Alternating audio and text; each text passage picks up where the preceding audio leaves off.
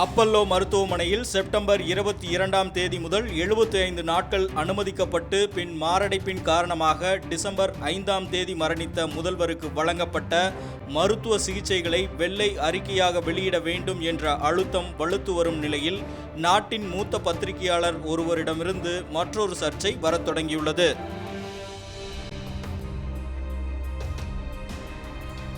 firstpost.com என்ற இணையதளத்தில் சென்னையைச் சேர்ந்த செய்தியாளர் பின்வரும் தகவலை வெளியிட்டுள்ளார்.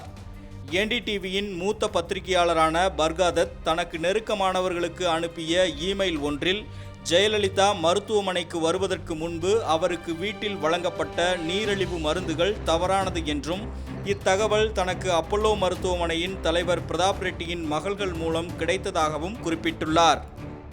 பர்காதத் அனுப்பிய இந்த இமெயில் தகவல்களை உறுதி செய்துள்ளனர் பர்காதத்திடமிருந்து இமெயிலை பெற்றுக்கொண்ட அந்நிறுவனத்தின் ஊழியர்கள். ஆனாலும் இத்தகவலை பர்காதத்தும் என்டிடிவி நிறுவனமும் அதிகாரப்பூர்வமாக உறுதி செய்யவில்லை.